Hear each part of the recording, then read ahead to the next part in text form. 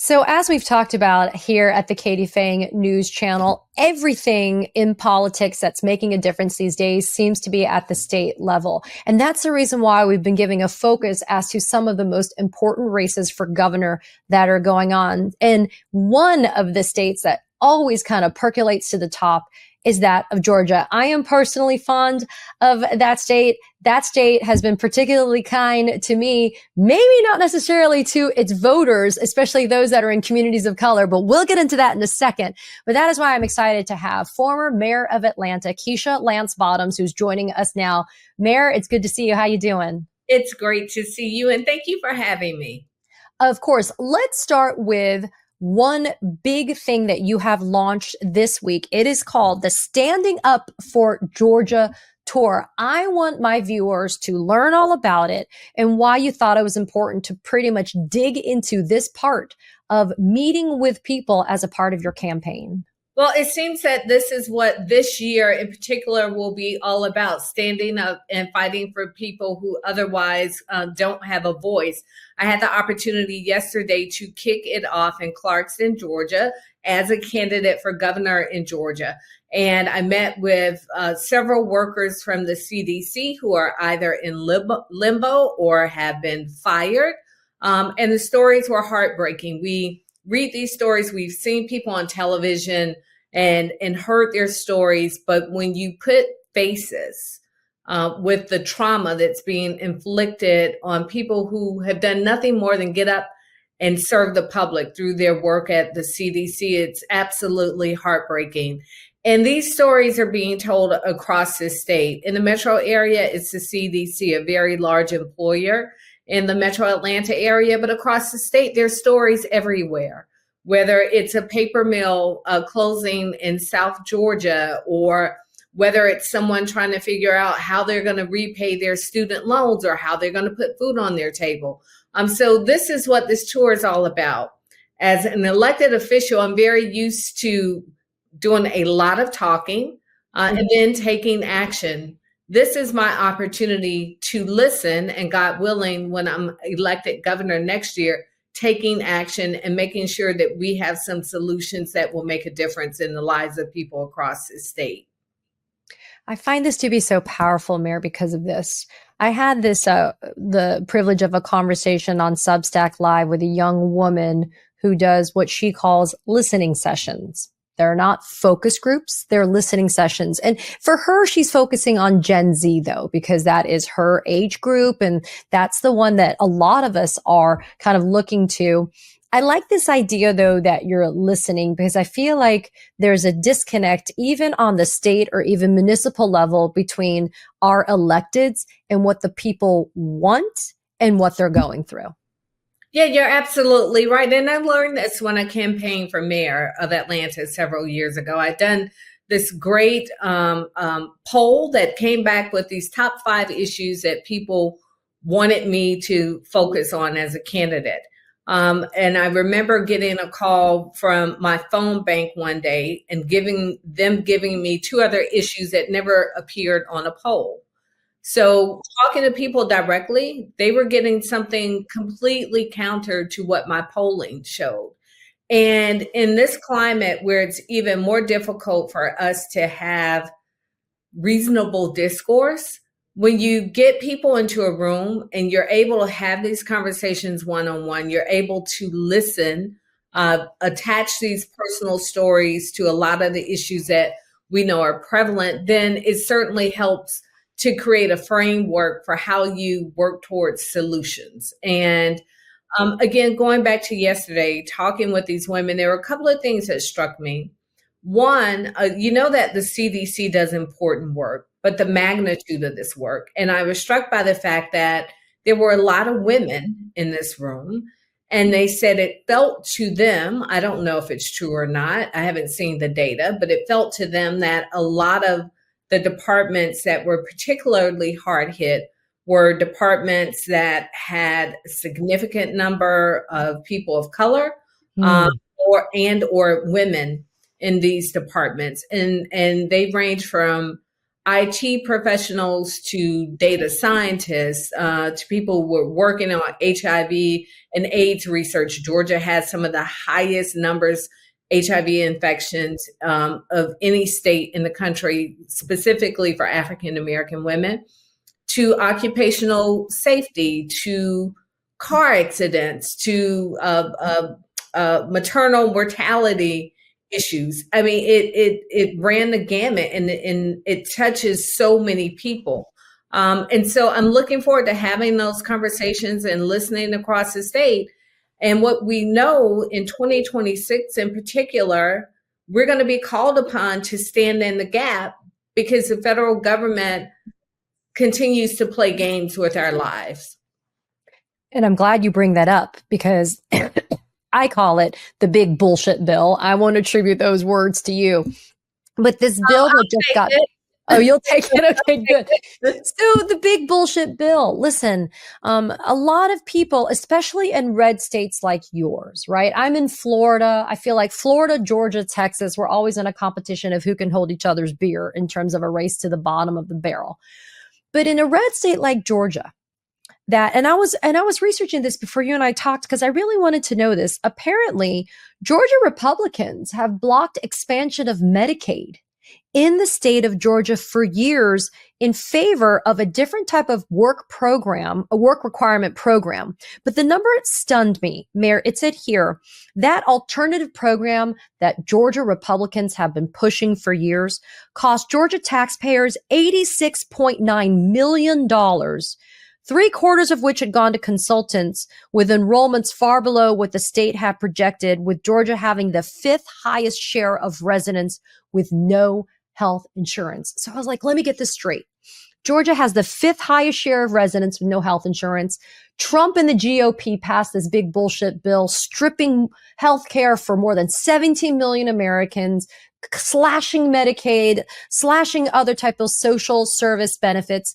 I mean, in my opinion, it seems like it's a foregone conclusion that the Republicans in Georgia, they've had their chance to do it right, and they haven't been able to do it right. Yeah, you're absolutely right. We're one of 9 states that have not expanded Medicaid. And I give the example, we're big on football in this state. We always want to beat LSU and we want to beat Alabama, but Louisiana and Alabama are beating us in healthcare. They've expanded Medicaid in those states. So even before this big BS bill, we were already 300,000 people in the state who didn't have healthcare coverage because we've not expanded Medicaid, leaving over 700 million on the table. That was before this bill. That number is going to go up significantly. We've had 9 rural hospitals to close in the state. We've had a level 1 trauma center close right in downtown Atlanta. It's impacting people's lives, and it makes absolutely no sense. We've spent millions of dollars in this state to enroll people in this alternative plan, and the numbers are dismal in this state. And these are the decisions that come from the governor's office. Obviously, you need the support of the legislature, but the governor has a pretty big bully pulpit. And the irony of it is many Republicans favor expanding Medicaid. But for whatever reason, they've dug in on this issue. The leadership in this state has not seen fit to expand it, and it's costing us money, and it's costing people access to healthcare, which means it's costing people their lives. You're also proposing as a part of your campaign to become the governor of Georgia to put a stop to income taxes in the state of Georgia to teachers. I am a big fan of this. I have done a lot of videos on my news channel here to talk about how teachers are notoriously underpaid and they don't get the appreciation and the credit for the hard work that they're doing. Now they're in states with, public school education, where in Texas, they'd rather have the 10 commandments on the wall than common sense gun legislation. Or like in Florida, where book bans and other type of, brother over my shoulder, look at what I'm doing energy makes it so hard for teachers. So talk about why you felt like teachers were especially a key part of your campaign to make sure that they actually are able to just live day to day. This has been a perennial challenge in the state. We are short over 5,000 teachers in counties across the state. They've had to lay off not only teachers, but all their teacher vacancies, but also support staff for teachers. And we want to make life easier. One, for us to attract teachers. And secondly, for us to retain the great teachers that we have in this state. And someone asked me yesterday, well, why not extend that to social workers and other people in the state? I'm not opposed to that, but what we need to be is responsible. I looked at the budget and I saw that we could absorb it for teachers.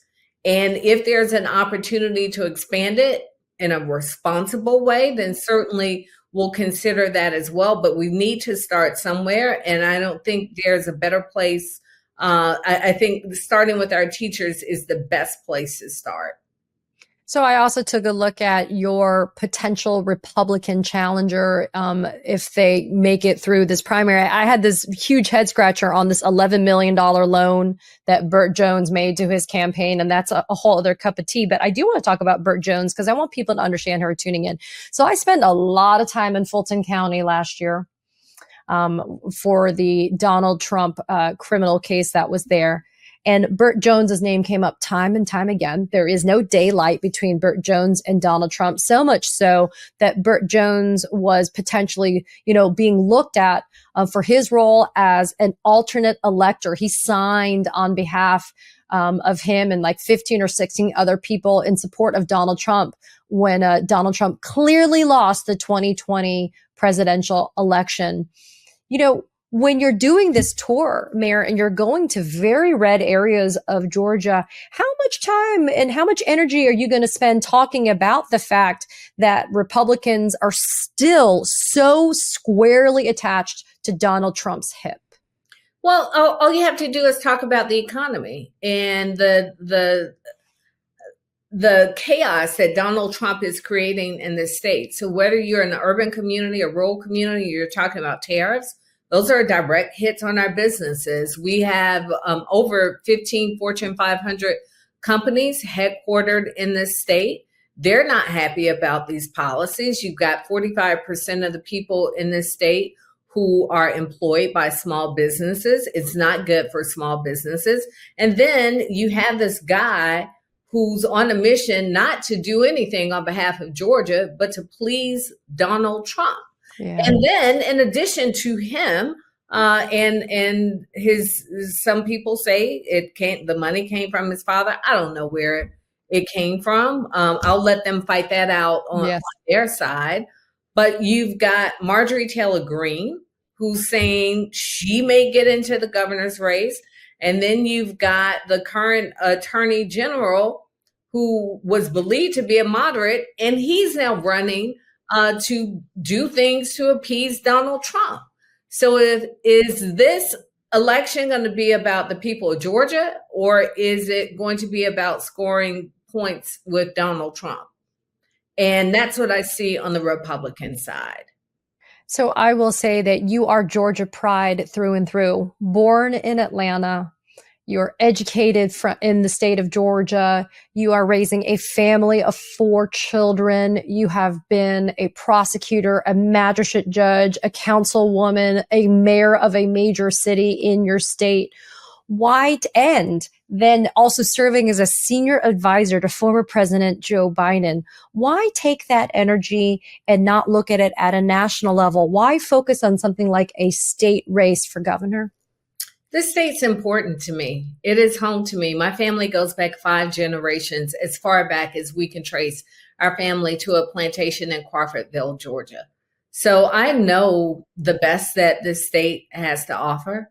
I know the worst that this state has offered at times in its history. And I believe in fighting for what I love and what I care about. Yes, of course, I care about my country. I also care about what's happening in my state. And I know that there is a chance to make a difference in this state. Life hasn't been awful for me since I've been out of office. But I woke up the day after the election in November going, what just happened? And what does this moment call of me to do? And for me, it's to fight. I did it as mayor, going up against the White House, going up against the governor.